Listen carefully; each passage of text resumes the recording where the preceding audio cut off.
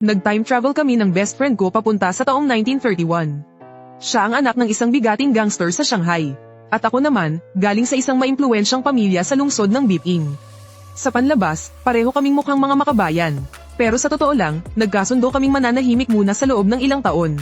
Pagkatapos, sasabak kami sa digmaan para ipaglaban ang bayan. Hindi ko akalain na pagkalipas lang ng isang buwan, nagkita kami sa isang barkong pantakas papuntang abroad. May dala siyang isang kahon ng ginto. Habang kayakap ang isang sikat na socialite ng Shanghai, tinawag niya akong duwag. Ako naman, may bitbit na isang maletang puno ng foreign currency.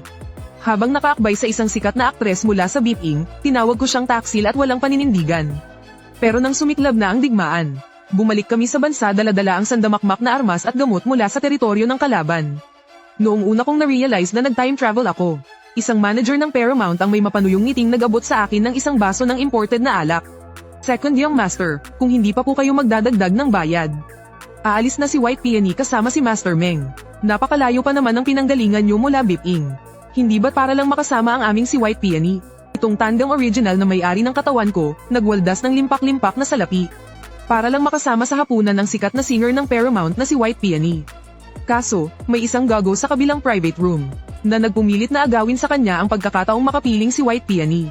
Dahil doon, nagsimula silang dalawang magpataasan ng alok. Punyeta, malapit nang sakupin ng mga kalaban ang bansa. Sino pa ang may ganang magpakasaya at lamandi? Sumimangot ako, kinuha ang kot ko at akmang aalis na sana. Pagbukas ko ng pinto, may nakita akong isang napakagandang babae na nakasuot ng kipaw. Nangingilid ang mga luha sa kanyang mata, at tumingin siya sa akin na parang may gustong sabihin pero hindi niya masabi. Huminga ako ng malalim. Sige na nga, bago simulan ang misyon para sa bayan, pwede na rin sigurong mag-asawa muna. Noong akma na akong tatawad ulit ng mas mataas, may narinig ako sa tabi ko ng isang pamilyar na sikretong hudyat. Tian Wanggay Diho. Agad-agad akong sumagot ng hindi nag-iisip. Ako ang tatay mo. Bigla akong napalingon. At nakita ko ang isang lalaking nakaslickback ang buhok. Isang gago ang nagpapakol na naka-sunglasses kahit gabi na. Tuwang-tuwa siyang nakatingin sa akin. Isang tingin pa lang, alam ko na. Siya ang best friend ko, ang kapatid ko sa ibang ama't ina. Sabay kaming nag-time travel. Nakita ni White Peony na nagkatinginan kaming dalawa. Ay, sabi niya, at akmang babagsak sa mga braso ko. Agad ko siyang itinulak. Alam kong atat na atat ka, pero wag ka munang magmadali. Pagkatapos ay hinaila ko ang tropa ko papasok sa private room at isinara ang pinto. Meng go, Li go. Nang makita niyang tumango ako, napangisi siya. Dinukot niya mula sa bulsa ang pamunas at pinunasan ang kanyang sunglasses. At isinuot niya ulit, ang daddy mo ngayon, isa ng young master ng isang gang sa Shanghai. Sobrang makapangyarihan. Isang utos ko lang, 3,000 tauhan ang nag-aabang sa may pintuan. Ang tawag sa akin, Third Master Meng. Naglabas ako mula sa aking bulsa ng isang pocket watch na sa isang tingin pa lang, alam mong napakamahal. Tinilip ko ang oras na parang walang pakialam. Medyo mas sinwerte ako kaysa sayo. Hindi ko kailangang mamuhay ng laging nasa bingit ng kamatayan. Ako ngayon ang pangalawang legal na anak na lalaki ng tanyag na pamilya Lin ng Biping. Sobrang yaman.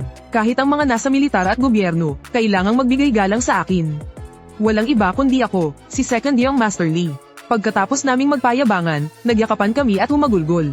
Bago kami mag-time travel, pareho lang kaming mga bata na mahigit 200 buwan pa lang ang edad. Sa totoo lang, dapat ay magandang bagay na napunta kami sa mayayamang pamilya. Pero sa ganitong panahon pa kami napadpad. Ang panahong ito, pinag-iinteresan tayo ng mga dayuhang kapangyarihan, at anumang oras ay maaaring sumiklab ang gyera. Habang sa loob ng bansa, kulang na kulang ang mga supply at napag-iwanan ang ekonomiya. Kahit ang baril ng mga sundalo, pinaghahatian pa ng iilang tao. Sa susunod na 11 taon, tiyak na ito ang magiging pinakamadilim at pinakapuno ng kawalan ng pag-asa. Umiyak si Meng San hanggang sa tumulo na ang sipon niya. Pero hindi pa rin niya tinanggal ang sunglasses niya. Iyakap niya ang binti ko, at sinabi ng may hinanakit pero matigas ang loob. Ergo, takot akong masaktan, at takot din akong mamatay.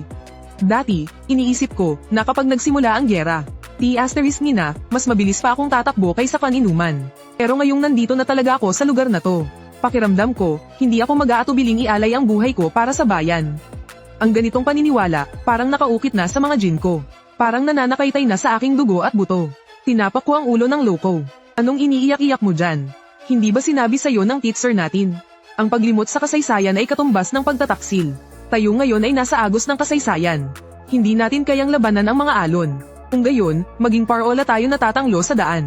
Hinding-hindi ko ipapahiya ang mga mabuting kabataan ng modernong panahon. Pagkatapos, nagkasundo kaming mananahimik muna sa loob ng ilang taon. Gagamitin ang yaman ng pamilya para lihim na magpadala ng supply sa mga revolusyonaryong hukbo sa iba't ibang lugar. Pagdating ng oras, sasabak kami sa digmaan para maglingkod sa bayan. Sa lunti ang kabundukan, ililibing ang mga butong tapat. Pagkatapos kong kausapin si Mengsan, umalis na ako sa Bailemen. Umuwi siyang kasama ang 12-12 ng tauhan niya. Ako naman, habang napapaligiran ng mga bodyguard at alalay, ay pumunta sa isang hotel sa French Concession. Bago ako umalis, nakita ko si Baimuden na napakabigha-bigha ng nakatayo sa may pintuan. Ang tingin niya sa akin ay punong-puno ng hinanakit, na puno ng damdamin ng puso ko. Kung noon lang, kapag nakakita ako ng ganitong kagandang babae, siguro ay hindi na ako makakalakad. Pero ngayon, wala na akong gaanong nararamdaman. Sige na nga, nagsisinungaling ako kung sasabihin kong hindi ako nanghihinayang. Dahil sa modernong panahon, hindi man lang ako karapat-dapat na maging tuta para sa isang dilag na ganito kaganda. Ngayon, nagkapalit na ang sitwasyon. Pero may mas mahalaga akong kailangang gawin. Mga babae pababagailan lang nila ang pagbunot ko ng espada. Palapit nang dumating ang isang mahalagang sandali sa kasaysayan. Sa loob ng mahigit 20 taon sa ika-21 siglo, naging isa lang akong talunan. Sa pagkakataong ito, kailangan kong magsikap para ang mga susunod na henerasyon ay sa akin mag-aalay ng unang insenso tuwing araw ng mga patay. Gusto kong sabihin sa lahat, na ang pagmamahal sa bayan ng mga kabataan sa modernong panahon, ay hindi lang puro salita sa comment section ng mga short video. Kahit kailan, basta't kailangan ako ng inang bayan. Ako ang magiging pinakamatigas na buto sa kanyang katawan. Dahil kaming henerasyon na ito, nakita na namin kung ano ang itsura ng isang maunlad na panahon. Mas alam namin kaysa kaninuman ang kahalagahan ng digmaang ito. Kinabukasan, hindi ako bumalik sa Biping ayon sa orihinal na plano. Sa halip, pagkatapos naming magpalitan ng impormasyon ni Mengsan, nagpa siya akong manatili para dumalo sa isang napakahalagang salo-salo. Pagpasok sa hotel, ibinigay ko ang suot kong coat sa doorman. At namangha ako sa karangyan at kagandahan ng lobby. Isang octagonal na dome na gawa sa stained glass. Nakabaon sa mga pader ang mga gintong salamin. Mula sa itaas, nakabitin ng isang chandelier na yari sa bronze at may mga ukit na bulaklak. Bawat detalye ay nagpapakita ng karangyan at pagiging sopistikado. Ito ang Bond sa Shanghai noong dekada 30. Talagang nakakahalina. Sa mga sandaling iyon, isang masayang boses ang tumawag sa akin. Mr. Lee, bahagya akong napangisi. Siya na nga ang hinihintay ko. Humarap ako. Natural kong kinuha ang isang kopeta ng champagne mula sa waiter. At nakangiting tiningnan ang taong lumapit. Mr. Andre, hindi tayo nagkita noong huli kang pumunta sa Biping. Hindi ko inaasahang dito pa tayo magkikita. Dati, matapos manahin ng walang kwentang dating ako ang malaking parte ng yaman ng kanyang lolo. Nagsimula na siyang ipagyabang kung saan-saan na marami siyang pambihirang kayamanan. Nabalitaan ito ni Andre, kaya sadya pa siyang pumunta sa Biping para bisitahin ang dating ako. Pero noong mga panahong iyon, inakala ng dating ako na isa lang siyang ordinaryong dayuhang negosyante.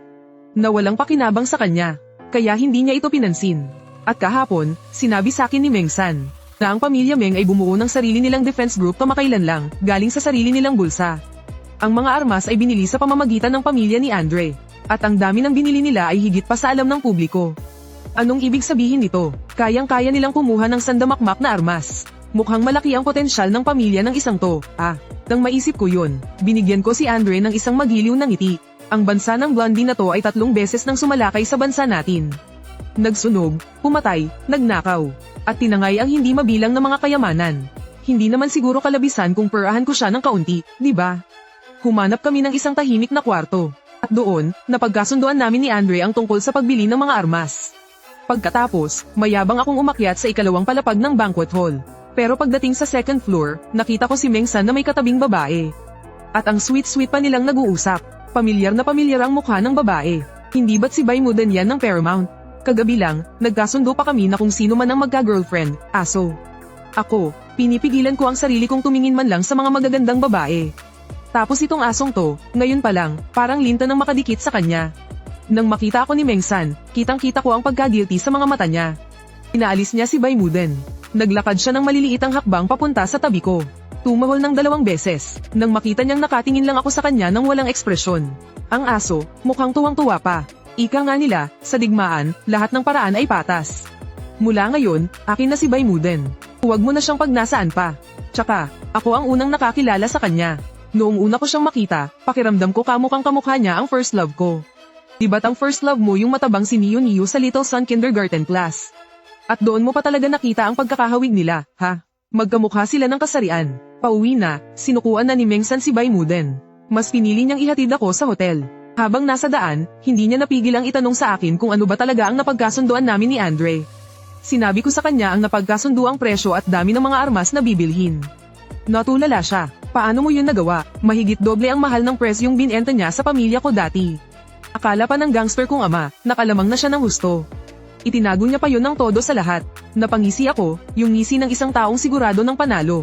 May ilalabas na bagong imbensyon ng bansa nila sa loob ng 6 na buwan. Kaya inunahan ko ng iguhit ang mga blueprint ng equipment. Ipinagpalit ko yun kay Andre para sa discount, ginamit ko ang lamang ko sa impormasyon. Noon kasi, para lang mapalapit sa isang babae sa Electromechanical Engineering School. Nagpanggap akong isang matalinong senior. Hindi lang ako sama-sama sa klase niya, tinuturuan ko pa siya para sa mga exam. Kaya masasabing hindi nasayang ang kaalaman ko. 3 buwan, kulang pa ang oras na yan para sa testing. Pagdating ng panahong yun, hindi pa yan napoproduce. Mauunahan na sila ng sarili nilang mga kumpanya na maglabas ng parehong equipment. Siguradong magwawala sa galit si Andre niyan. Hayaan mo siyang magalit, kahit gaano pa siya kalakas, dayo lang siya rito. Dito sa teritoryo ng BIPING. Wala pang nangangahas na galawin ako, si Second Young Master Lee. Kung sakali man, sa susunod, bibigyan ko na lang siya ng impormasyon tungkol sa mga bagong imbensyon ng ibang bansa. Hayaan mong sila ang mag-away sa negosyo. Mag-agawan sila sa merkado. Basta ako, hindi ako makikialam dyan. Ang mga bagay na dapat nilang maimbento, maiimbento pa rin naman. Kaya mas mabuti pang ako na ang makinabang dito. Nag-D4 ako. Pakiramdam ko, ngayon lang ako naging ganito kakampante at sigurado sa sarili. Palakas na tinapak ni Meng San ang kanyang dibdib, at buong loob na sinabi. Bumili ka lang. Ang mga imported na kargamento ay dadaan sa pantalan ng Shanghai. Gamitin mo lahat ng bodega namin. Yung tatay kong siga, kahit takot yun mamatay. At nabubuhay lang para sa sarili niya. Ayaw niyang makabangga ng kahit anong grupo. Pero ako ang paborito niyang bunso. At bilang kapatid mo, lagi akong nasa likod mo para suportahan ka. Nagkatinginan kaming dalawa, at sabay kaming ngumiti, isang ngiting panalo. Madaling araw na noon, at nagpapahinga ako sa hotel. Bigla, may malakas at sunod-sunod na kumatok sa pinto. Second Master, may problema po. Boses yun ng bodyguard ko. Kinabahan ako, kaya't dali-dali akong nagdamit at bumangon. Kinuha ko ang mahalagang gamit at naglakad papunta sa pinto. Pero pagbukas ko pa lang ng pinto, isang baril na ang nakatutok sa ulo ko. Nasa mga 40 anyos ang lalaking may hawak ng baril. Nakaslick back din ang buhok niya, tulad ng kay Meng San. Nakasuot siya ng mahabang damit, at hanggang sa hibla ng buhok niya ay mukhang mapanganib. Samantala, lahat ng bodyguard ko ay hawak na nila. Sinabi ng lalaki sa harap ko sa isang malamig na boses. Bata, bakit mo nilalapitan ang bunso ko? Ano ba talaga ang pakay mo? Tinapak ko ang nanginginig kong binti at pilit na nagpakatatag bago sumagot. Tatay, ay hindi po, tiyo, isa lang po itong di pagkakaunawaan. Mabuting kaibigan ko po si Meng San, kami po ay kaibigan. Kagabi lang sa Paramount, muntik na kayong magsuntukan dahil sa isang babae. Ngayon naman, umorder ka ng sandamakmak na armas mula kay Andre. Bukas naman, sa pamilya ko na ba itututok ang mga baril na yan? Tapos sasabihin mo sa akin isa lang tong di pagkakaunawaan. Sa tingin mo maniniwala ako. Napalunok ako ng laway. Sa totoo lang, mukha nga itong isang 3 bahaging sabuatan laban sa pamilya Meng. Napasulyap ako sa bodyguard ko sa di kalayuan na patuloy pa ring umaagos ang dugo mula sa ulo. Ngayon ko lang unang beses na unawaan kung gaano kapanganib ang panahong napuntahan ko. Pero ang tunay na dahilan ng pagbili ko ng armas ay hindi ko pwedeng sabihin. Sakto namang bumukas ang pinto ng kwarto sa tapat ko. Lumabas ang isang maginoo at may edad na lalaki. Agad na nangilid ang luha sa mga mata ko. Ang tatay kong bigating siga mula sa BIPING. Pumunta pa talaga siya rito sa Shanghai. Puno ng emosyon akong sumigaw. Tiningnan ako ni Tatay Lee nang may pandidiri. Pero nang mapunta ang tingin niya kay Tatay Meng, punong-puno na ito ng pagbabanta. Gang Leader Meng, pakitago na muna ang baril mo. Baka aksidenteng pumutok yan at mahirapan pa tayong ayusin. Kasasabi niya pa lang noon, narinig na ang sigaw ng paghingi ng tulong ni Meng San mula sa pasilyo. Tay, tulungan niyo ko, tulungan niyo ko. Hoy, Liguzi, nagpadala ng tao ang tatay mo para tambangan ako. Woo, Kinjina, halos matay na ako sa takot. Ang mukha ni Tatay Meng ay namutla, tapos namula. Sa huli, ibinaba niya ang baril, at napahilamos sa mukha